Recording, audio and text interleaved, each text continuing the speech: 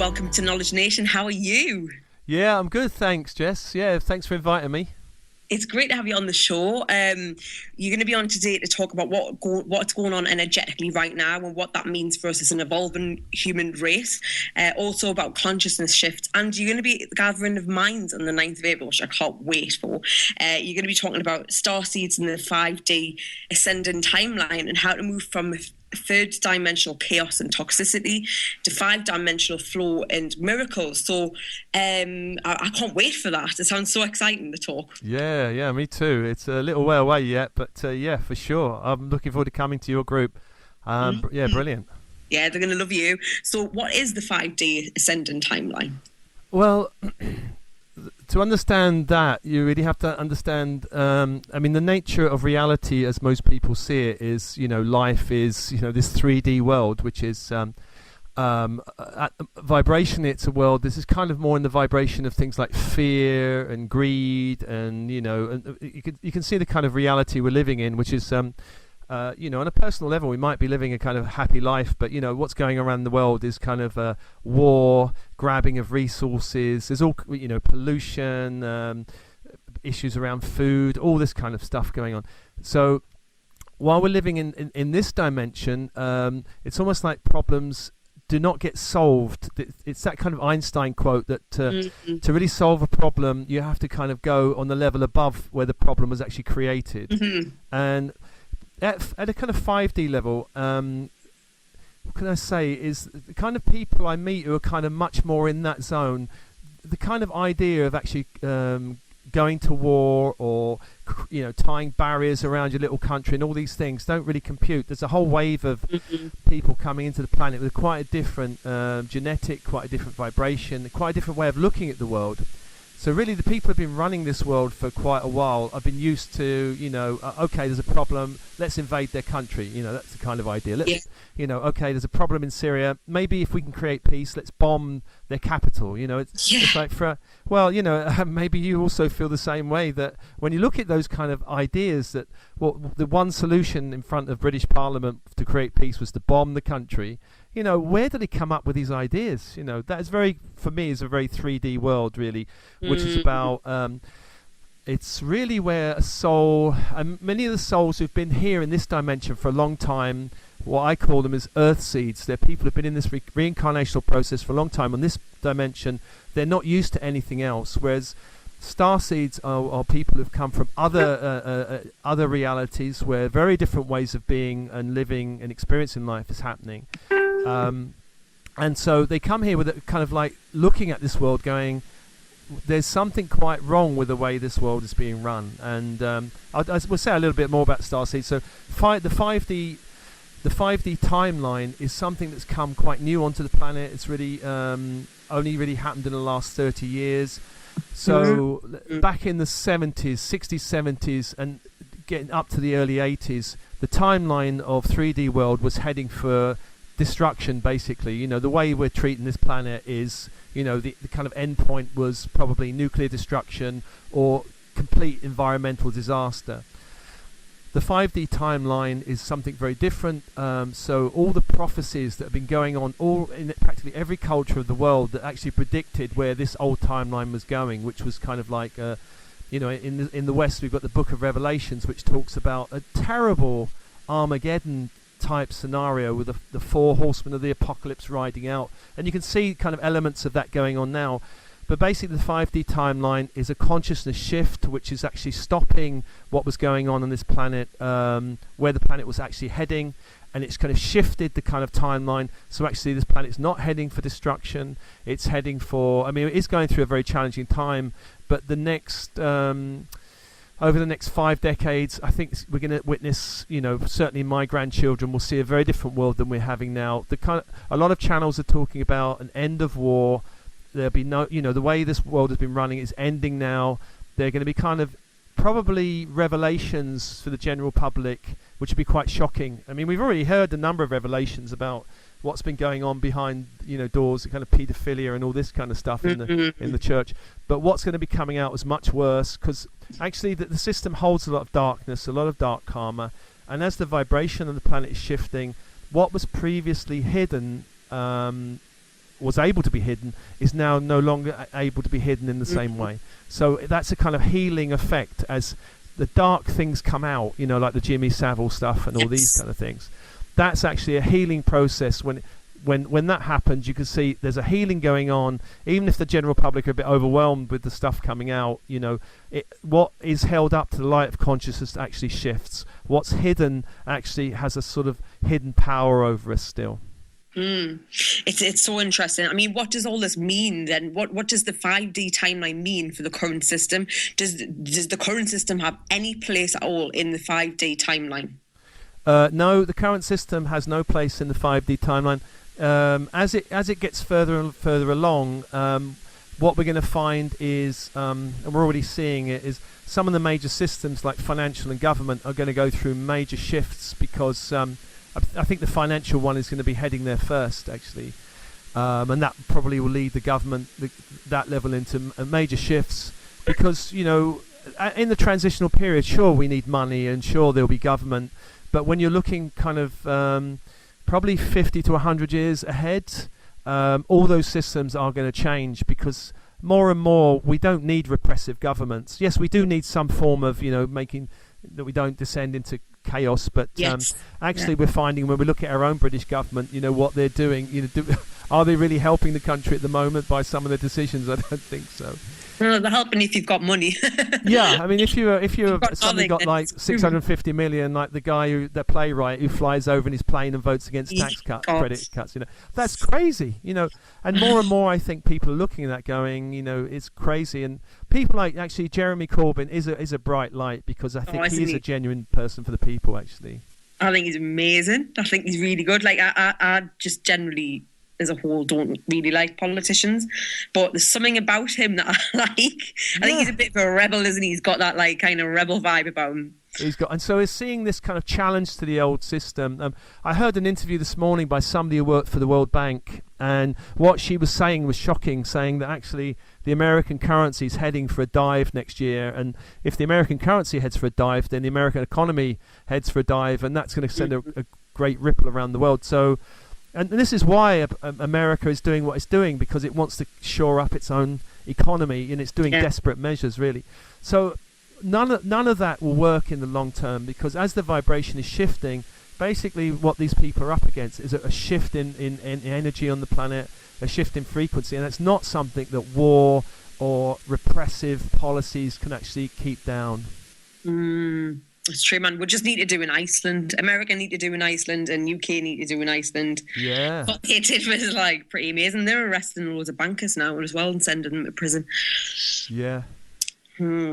So, I mean, there's been a lot of changes going on, particularly since 2012. And I mean, I know this is old hat, but these changes that come in at 2012, we've seen more energetic shifts, haven't we, over this time? So what's going on there? Well, the Mayan calendar was supposed to end on 11/11 on the 21st of December 2012, and I've spoken to a number of people, including Mayan kind of shamans themselves, and there is some controversy about that, but it did seem to be a major trigger point. But really, the major shift, according to those shamans, was going to be around the time period we're in now.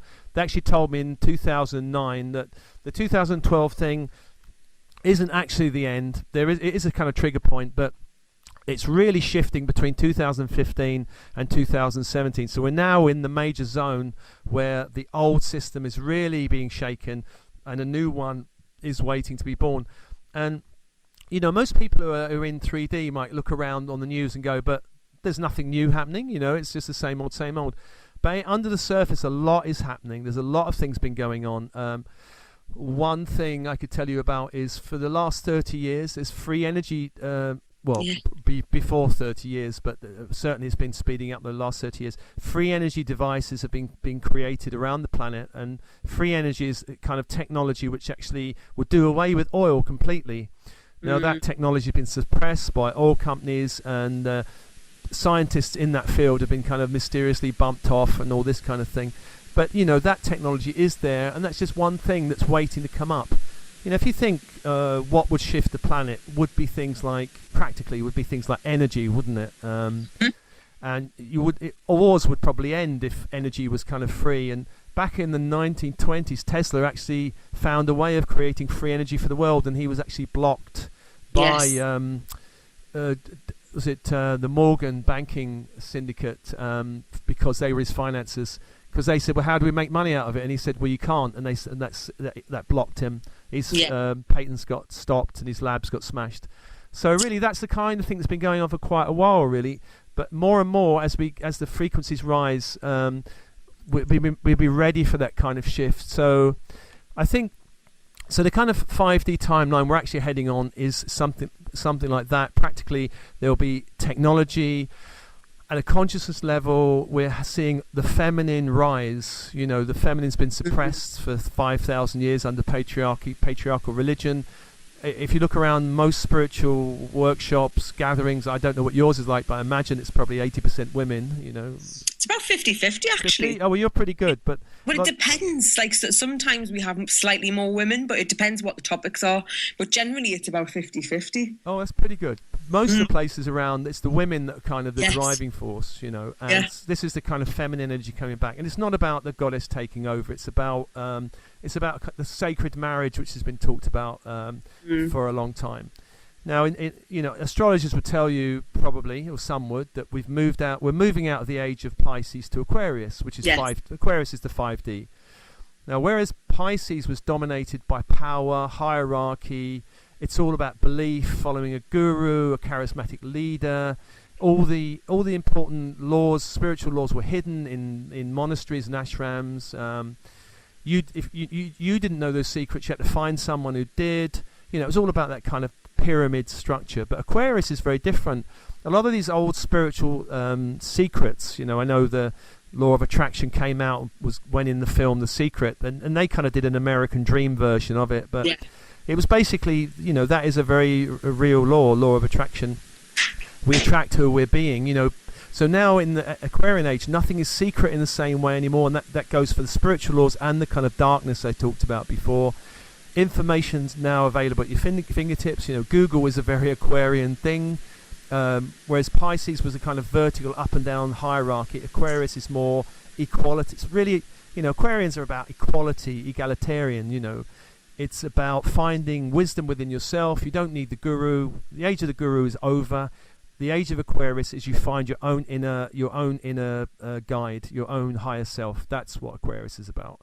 And as that happens, as more and more people are looking within for their own source of inspiration or guidance, we're going to be less duped by kind of people who are just kind of power hungry or you know, the kind of stuff which has been going on in the world, really.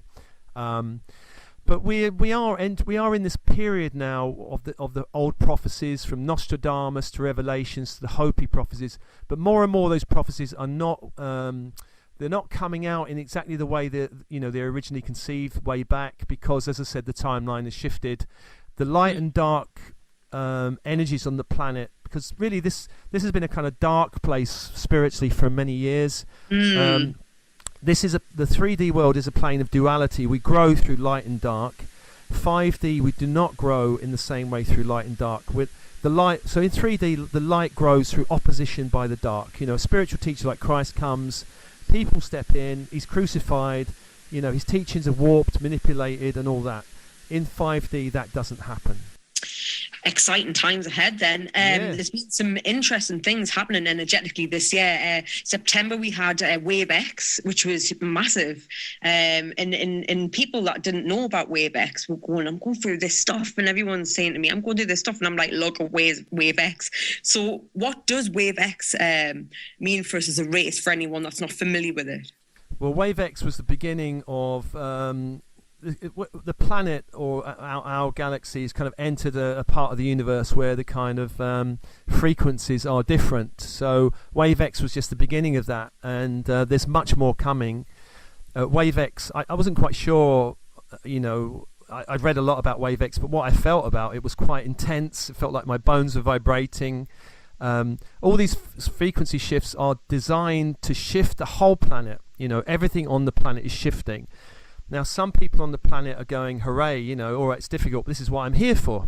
Yeah. And the whole idea of Starseeds is Starseeds incarnated on this planet to help this shift, because you can't just have the planet being bombarded by high frequencies. You have to have people on the planet that actually can hold the frequencies in their bodies and open to them and actually ground them in the planet. So we as a species actually shift as well. Otherwise it will just be us being bombarded by frequencies. And there's a lot of people actually that don't like these frequencies.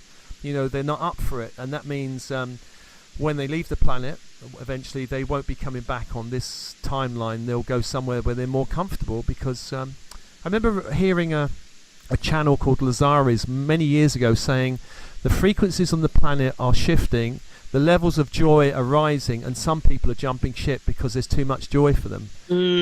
So really the idea is the spiritual potential is much greater now. We can access much greater frequencies much more easily than, say, 70 years ago. Back in the conservative 50s, there was nothing really happening around. There was not much spirituality around, so you couldn't really open to anything. Everyone was in the kind of corporate world, and you were kind of some crazy beatnik if you were more interested in anything else. But nowadays you can be into spirituality. It's not a problem. You can live an ordinary life and have a spiritual practice. So those waves have been hitting the planet. Also, what's happening is there's a lot of waves coming through our sun as well. Sun's going through massive flares, and that is spiritual frequencies also hitting the planet. So between these wave X frequencies coming in and the stargate of the sun, which is really being pulsing lots of light on the planet, it's quite intense. So if you're a starseed, which is you're basically born here waiting for this to happen, and you'll start to be activated and wake up. If you're not, you might find, I really don't like what's going on at all. I want to get out of here, type of thing. So what can we learn about ourselves during this time? I mean, there's always something to learn from these situations and these energies that come here. So what can we learn from ourselves at this time? Well, what can we learn? Gosh. Well, I think that actually we all come to this planet for slightly different reasons. We all have what you might call core spiritual lessons that we kind of set up for ourselves. And it's not that life is meant to be a school, a hard school like some Victorian where somebody's whacking the cane on your desk, say, learn. We come here to understand and experience things. So one of the things we might be experiencing is how to actually really celebrate our lives, how to have fun, how to make life joyful rather than a struggle. Most people on the planet, life is a struggle.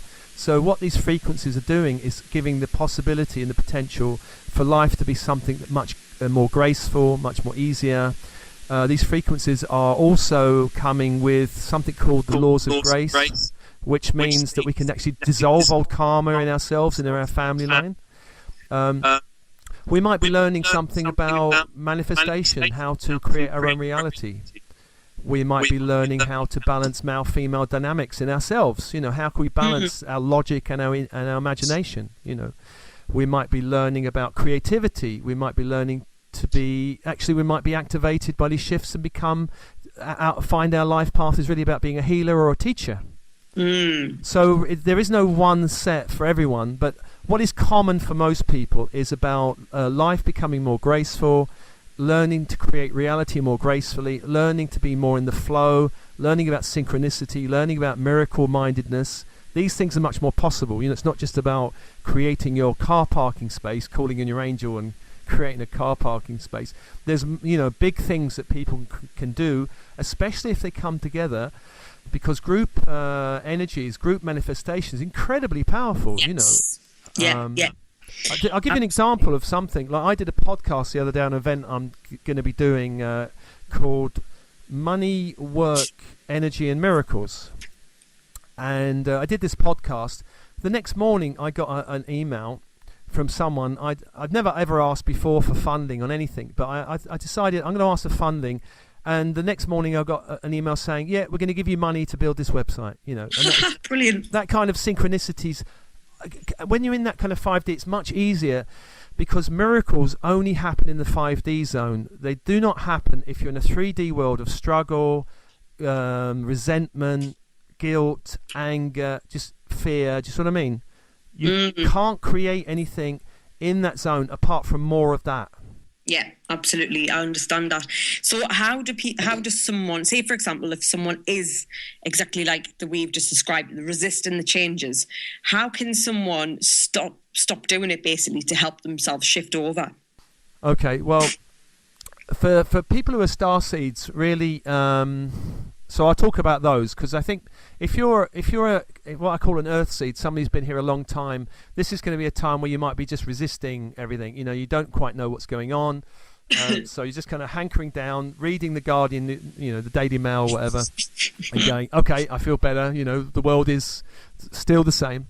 But if you're a starseed, there's various stages of waking up, and so one of the early ones is this stuff for real? I read these spiritual books. I hear guys like this guy, Steve, me talking, but is it really for real? Is it, how do we know? So then there might be a stage of learning to trust your feelings more, learning about tuning into your intuition more, learning to act on your intuition more. This is something that takes practice. Then comes about learning about energy, learning that emotions and thoughts are energy, your own emotions and thoughts are energy, learning to be a witness to those thoughts and emotions, not just letting them take you over. Like some people say, well, my anger just got the better of me, but actually these are energies that they're our energies and we can witness them and direct them. It's not that we just get taken over in this kind of reactive way. So spiritual practice is good, silence is good, prayer is good, affirmations is good, going on retreats is good, going to inspirational talks, workshops, listening to podcasts is good, going to gatherings of minds is good.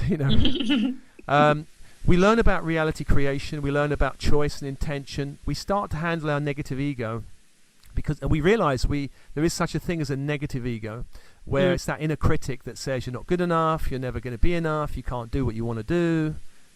So we actually learn that thinking is just thinking. It's not a reflection of reality. We start separating out from our negative ego's understanding of reality and ourselves and what life is about. We start unplugging from the consensus. We stop, just reading the newspapers, or believing the BBC News that they know everything that's going on in the world. We start unplugging from the old timeline of the 3D Earth, clearing up our energy cords with families and people or situations. We let go of the past, we forgive the past and release it. We learn how to transform the ego into a vessel of light. Now that's not something I can tell you about on a podcast. It's something you have to come and really sit with and practice really. We learn spiritual hygiene, we learn about clearing up our energy fields, we learn about these laws of graces, these higher frequencies, that we learn to connect with our higher self and connect to the higher frequencies in our own soul line. We learn about healing ancestral wounds. We align with these higher frequencies of joy. We start actually becoming more playful and more fun to hang around with. We start to learn about starseeds. And at the beginning, a lot of people, even spiritual people, go... Actually, I was talking to a young lady last night, and she said, yeah, I've heard you're doing this workshop, on starseeds, and I'm coming to it, but is it real? And I said, well, why are you coming? There's something in you that's really drawn to it, right? And she says, yeah, I do workshops on Atlantis and all this kind of stuff. I said, well, most 3D Earth seed people would think that's crazy and would never spend money on it, would they?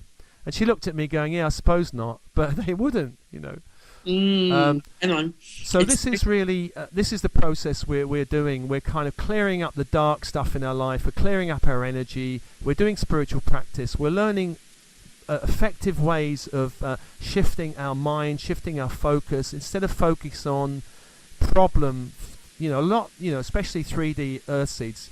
If you talk to them, they'll just say, let me tell you the problem with my life. Let me just tell you what so-and-so said to me and did to me. They just go on and on and on. Not to shift anything, but just to kind of air it, put it away in the cupboard, and then the next person they meet, air the same thing again. So actually, if you're a starseed, you're more interested in transformation. You're not interested in just reinforcing old negative scripts.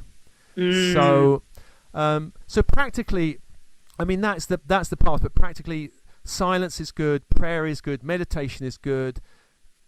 Inspirational groups are good. Support is essential. You need people to start reflecting back to you that actually, no, you're not crazy. There are angels and guides around you. There's a lot more than meets the eye.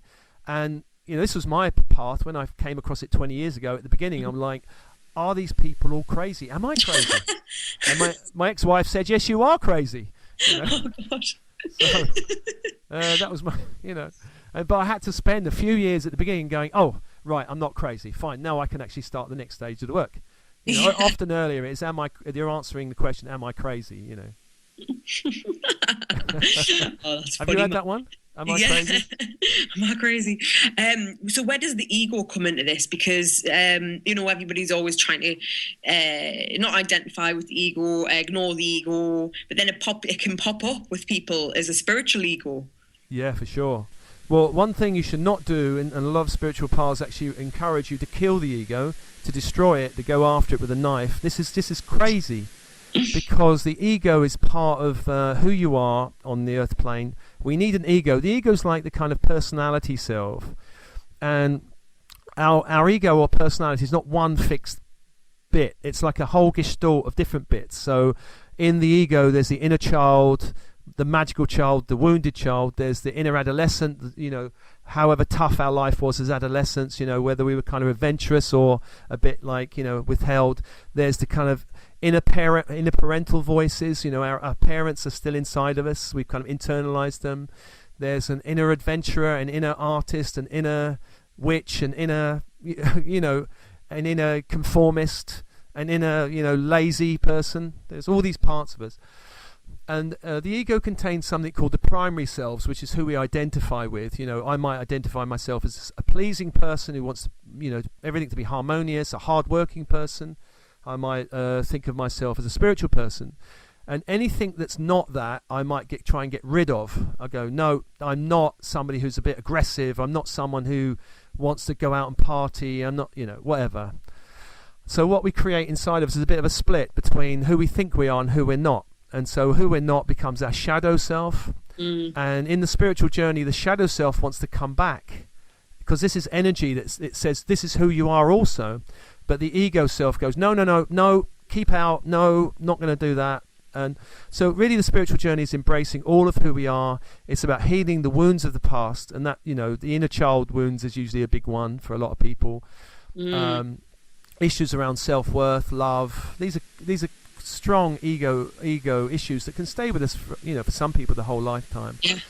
The more we can heal these things in the ego self, the more the inner self feels loved and accepted in all of our parts, the more it opens and actually starts to trust us, and the more the ego becomes an ally. It becomes a container for light, because in the spiritual path you can't get rid of the ego has to expand and actually hold more light. So actually, rather than your ego going, I think you're mad, why are you going to this workshop, those thoughts in your head, maybe you are mad, all this kind of thing, then it goes, no, okay, this is good, how can we make it better, how can we shift more? So the ego becomes a friend rather than, and it is possible. That's the journey for a lot of people, is how do I transform my ego into a much more harmonious, graceful part of us that can actually help our journey rather than block it. I mean, for example, a lot of people, intuitive people, have an intuition and then their ego comes in and goes, no, that's not right, don't do it. Those inner voices. So we have to heal that. So actually, when we get the intuition, the ego goes, okay, fine, how do I put this into operation? So you're working with it, not like trying to ignore it. Yeah. You can't cut the ego out. It's not like you can go and, and have some spiritual surgery and they cut out your negative ego. That will never happen. No, never.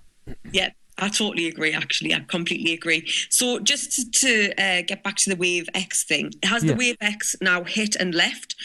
Is the effect of it still being felt? And if not, are we expecting anything else energetically coming? Wave X has come and gone, but that's just the beginning. There's going to be a lot more. There are waves coming in, basically, and the waves are meant to wake up people. If you're a starseed, you're going to get hit by this. So an ascension, it's an ascension activation, basically. Ascension is trying to get you much more firmly on the 5D timeline. And what you might experience is a feeling that your system's being rebooted or tuned up or upgraded. You might feel tired, for just really like today I've just spent the whole afternoon feeling really tired. Me too.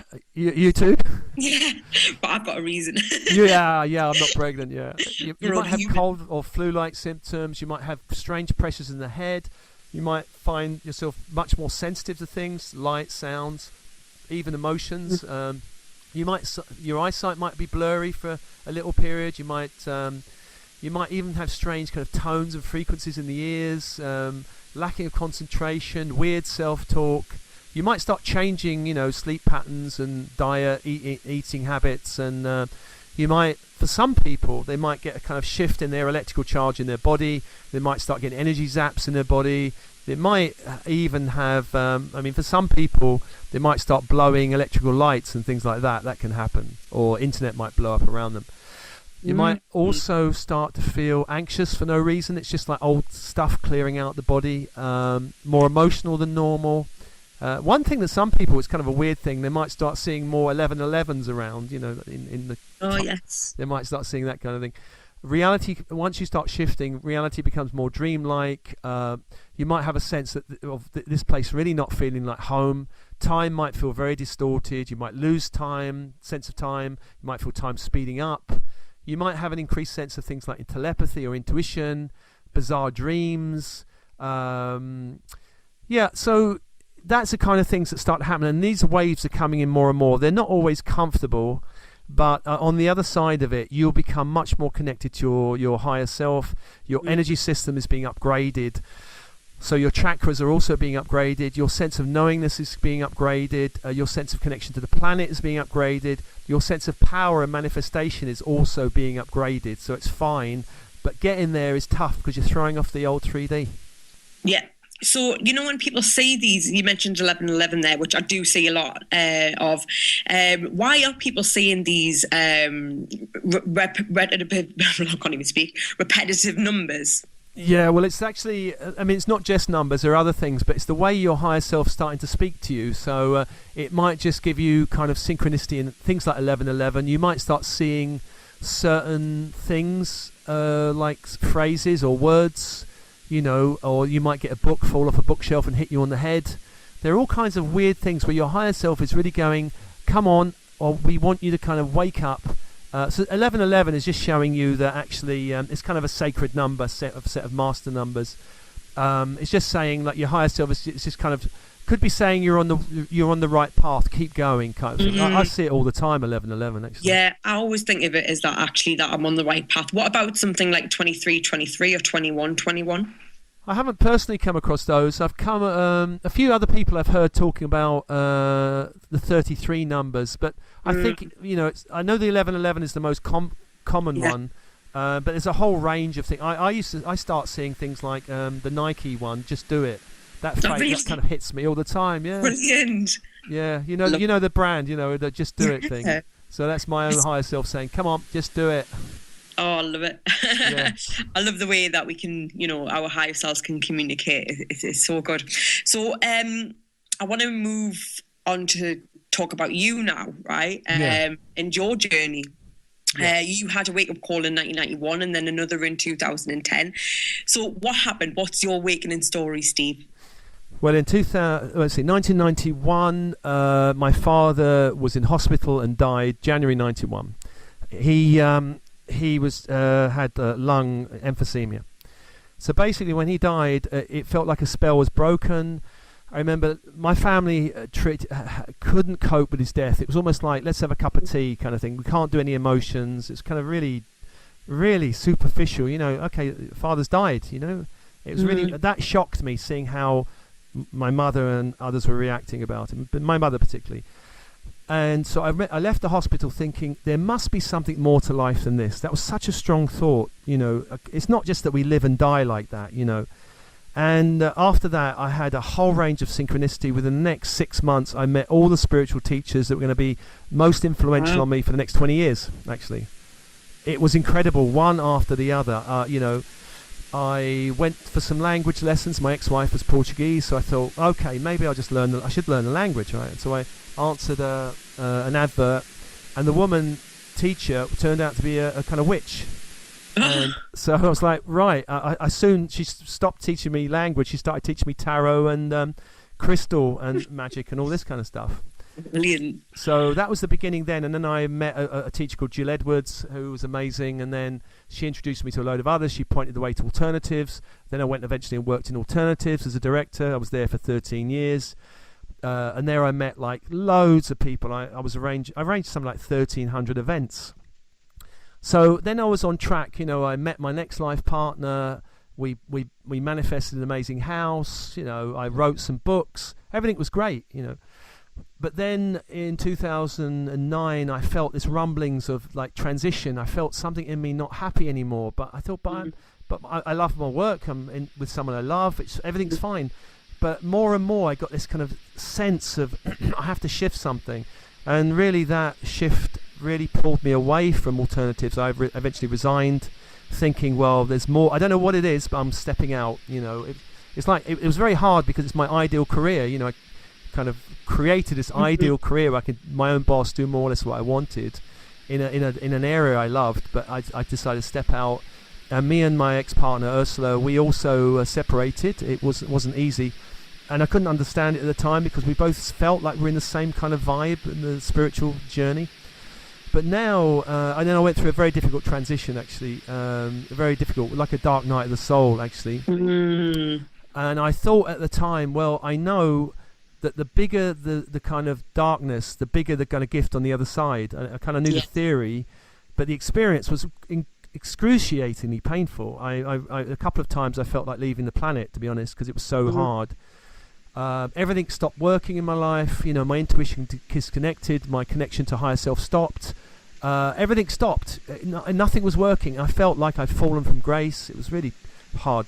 But on the other side, I wrote a book called Personal Transitions, talking about this process of going through a major awakening. And I started researching around, finding other people who are going through similar stuff. Not all hard, a variety of awakenings. And then on the other side, my life started rebooting. I started getting a sense of the light coming back, the kind of sun on the horizon rising again. It's like, okay, I got a sense of meeting people and pointing me in the right direction, synchronicity happening. And now I've kind of now I'm doing in still the same area of work, but I'm kind of I've created something called conscious media, where I interview, like yourself, a lot of authors on this zone and channelers, and I put that out there. I've also created something called Soul Matrix Healing, which is something I've been doing for many years, but never actually thought about creating a system around it. So I'm doing that. Yeah, we'll talk about the Soul Matrix Healing in a minute, because this is something I know people are going to find very interesting. But yeah, it's interesting actually you went through almost 2 awakenings, because I think this happens a lot to people. They'll have an awakening, everything will be peachy, and then they'll go through some other transitions which can knock them for 6, because 1 minute they're coursing along, everything's great, the manifesting abilities are spot on, creativity bang on, everything's sweet, and then literally out of nowhere you can get these situations which can put you, well, it feels like it can put you straight back to square one again. Yeah, there's a lot of people like snakes and ladders. You go down down the snake, isn't it? Yes. A bit like snakes and ladders. Actually, it's really funny. I interviewed a girl a couple of weeks ago called Nat, and we just she described it as snakes and ladders as well. Actually, that's so funny, because we were saying the same.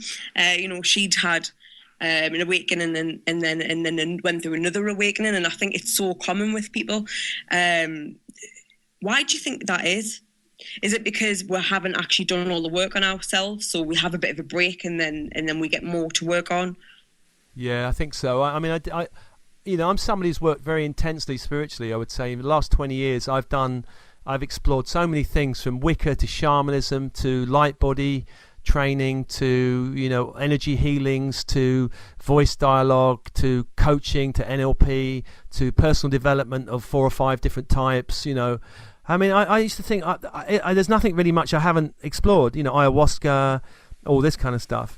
But, but I almost kind of plateaued, and I almost got to the point where I thought, I've done it all, I know it all, I got a bit kind of arrogant maybe. I thought, I've heard 1,300 spiritual talks, how much, a lot of it gets a bit repetitive, to be honest. after a while, you've heard it in different formats, you know. So I thought, well, I know it, not that I'm enlightened, but maybe this is it for this lifetime. And then I got, Spirit was going, right, is that what you think? Here we go.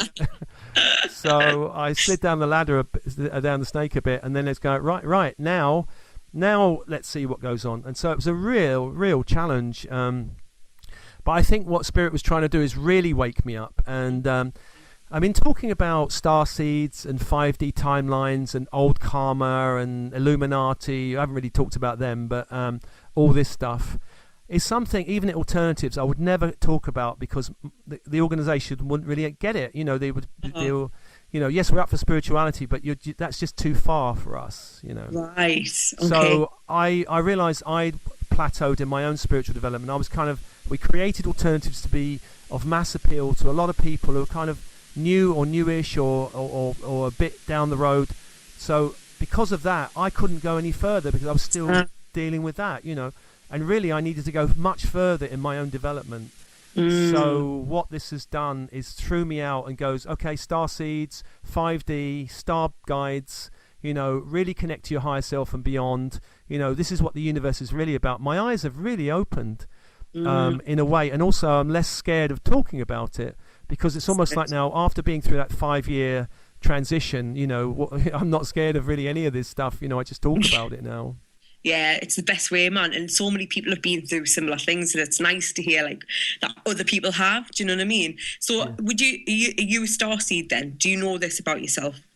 Well, I do now. For a number of years, I suspected it. I heard about these things of starseeds, but I wasn't sure I really bought into it, or really thought, well, yeah, it's just some kind of interesting idea somebody's come up with, like indigo children, that kind of thing. I'm because at Alternatives, I was always kind of, people were always sending in proposals, and part of me had to go, well, I don't know, I had to have a slightly critical look at it, is this real? How do we know it's real? So, and that also in myself, I'd go, well, how do I know indigo children are real? How do I know starseeds are real? But after this transition, I kind of really get it at a much deeper level. It's almost like the mind doesn't get it, but if you go through a really strong experience, even in a meditation, for example, or a retreat, then you get it that, oh, this is real, but you can't really explain it through the mind. If you know what I mean? Yeah, for sure, yeah. And you're also a channeler and an energy healer. Were these natural gifts, or was this something that you worked on? Well, they started opening up when I started doing a lot of training, and in the 90s I started doing things like remote viewing courses. And I remember in one course, I was quite shocked actually, because about remote viewing. Yeah. So on this remote viewing course, it was a shamanic course and teaching remote viewing. So I did this exercise with someone where they had to go off for a walk out into wherever, and after 10 or 15 minutes I had to tune into them at a certain time and draw and describe where they were. So I did that, and they came back, and then I told them exactly where they were and what I said, a bridge, you're facing a wall, there's a church. They took me to a bridge and there was a church, and I was like, oh wow, that's incredible. And something else happened 15 years ago. Actually, I met someone recently who I knew 15 years ago, and she said to me, look, I'm going to buy a house, and can you just tune in? She said to me that I'm going to buy it in one of these 3 areas. So I said, you're going to buy it in this area, Angel Islington. And she said, tell me about the house. And I said, well, it's going to have this particular feature.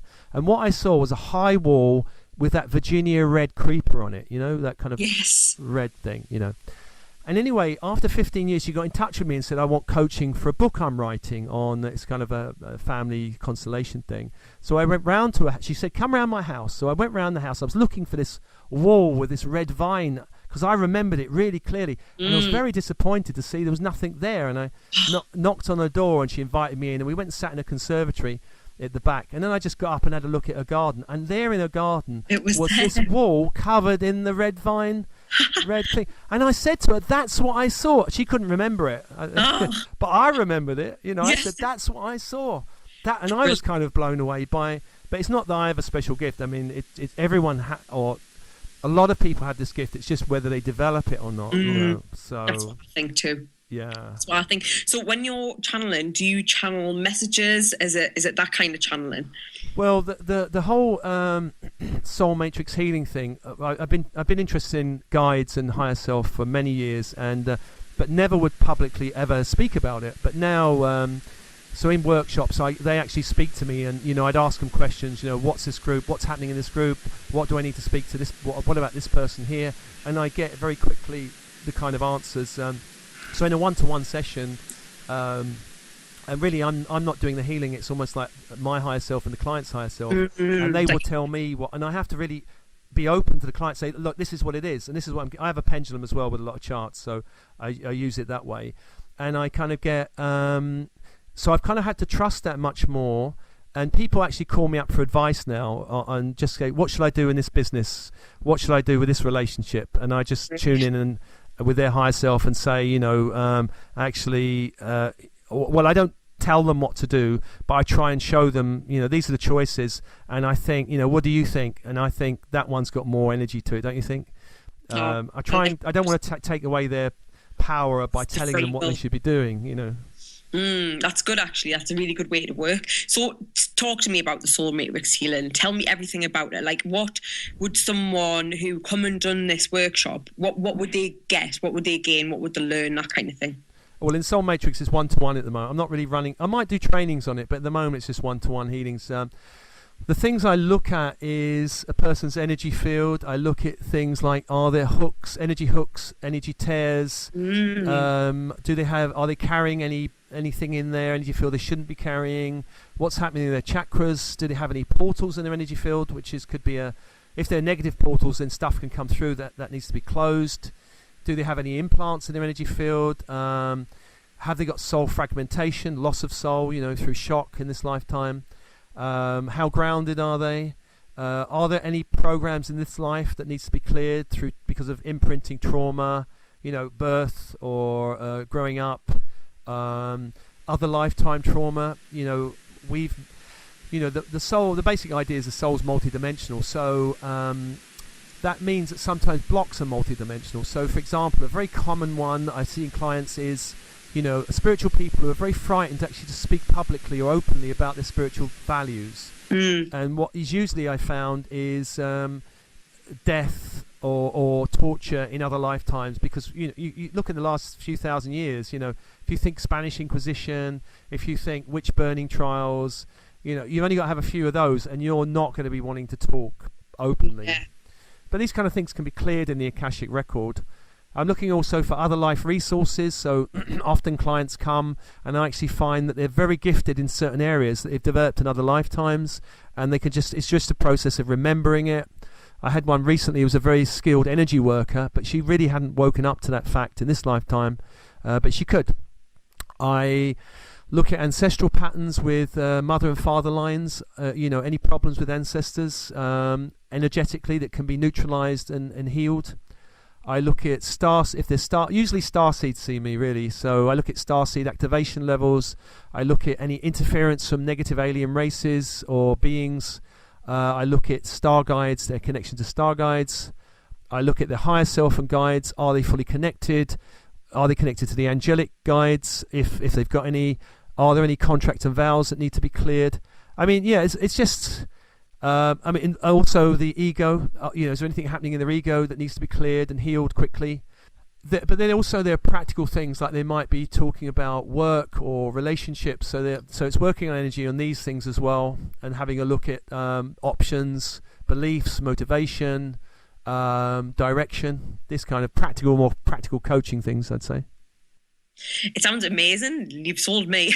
Yeah. Might have to come and have this done. Have one. Yeah, for sure. Yeah. Well, have your baby first, maybe.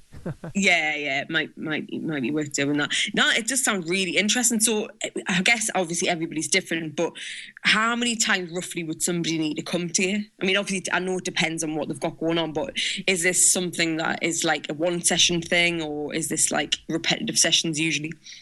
Yeah, I tend to see people maybe for 1 or 2 sessions, and then there might be a gap before they come and see me again. It's not like seeing me for 6 weeks or anything. Usually 1 or 2 sessions is enough. And that really, what that does is take a number of layers out that needs to be gone. It activates something, and then they go off, live life, and then they might come to another layer or another one further down the line, maybe 6 months, and then go, hey, Steve, time to come back another session, So it's more like that. That's the way I kind of like doing it. I don't like hooking people into 6-month plans or anything because it's not needed, really. Amazing. Yeah, it sounds excellent. And where can people find out about your other workshops and courses? Because you do a few other things, right? Yeah, so my website is stevenobel.com. That's STEVNOBEL.com. You can also find all my podcasts on there, conscious media podcasts. There's about 40 plus on there. And all the workshops is on there, and there's a description of soul matrix healing for people who are interested in that. And I've got some retreats next year. 2016, I'm going to Greece for Channel Your Inner Writer. So that's for writers who want to kind of get into their kind of connecting with their writer, getting some inspiration in this amazing place in Greece. I'm going to do a magical retreat in Bulgaria, which is going to be spoken in English and translated in Bulgarian. That'll be up in the mountains of Bulgaria, and that's kind of really connected to more magical, higher self guides, ritual, some earth magic, that kind of stuff. I'm probably going to be going to America to the end of the year with the guys at the London College of Spirituality in Mount Shasta. And I might well be doing a writing retreat. That'll be in maybe a late February. Channel Your Inner Writer. So if people want to come to Glastonbury, it's a fantastic place for magic and connecting with the earth energies and opening their inner writer. They're welcome to come. Lots going on then, Steve. Lots going on. Yeah. Oh, and let's talk about your book as well before you go, because we are running out of time. Tell us everything about your book or your books. I've got 4 books. They're all on Amazon. The first one's Freeing the Spirit, which I wrote back in 2001. That was my early entry into shamanism and magic. My second book was The Prosperity Game, which is about spirituality and money. And I am actually doing some. It might by the time this podcast goes out, I think the workshops will be done. But I'll do a few more on money, work, energy, and miracles. So that book's about really money, wealth, prosperity, miracle mindedness. The next book I did was called The Enlightenment of Work, which is about spirituality and work. It's really for people who are in transition around their work. You can find that on Amazon. There is a page on my website about that book. That was published 2012. And my recent one was Personal Transitions, which is about my awakening process. And I've got a lot of other people's awakening processes and what you can expect, how you can deal with all the different stages. I talk about the 3 paths of transition, which is smooth, rough, and super rough. Mine was a super rough. That's the Dark Night of the Soul one. But not everyone goes through that. And there's 5 stages of transition in that book, which is really starts off with tension, goes through to the stage of choice or crisis, then release. Your old life releases. You have to let go of stuff. Then you enter recalibration, where you're in the void. And then the reboot, the renewal at the end, where something new just sparks up, the sun rises. So that just describes the whole awakening transition process. It's called Personal Transitions. Awesome. Yeah. You've been busy, haven't you? I'm a busy boy. 20 years. Busy boy, yeah. Brilliant. Steve, listen, it's been brilliant to have you on the show. Thank you so much for coming on Knowledge Nation. Thanks a lot, Jess. And I'll see you soon.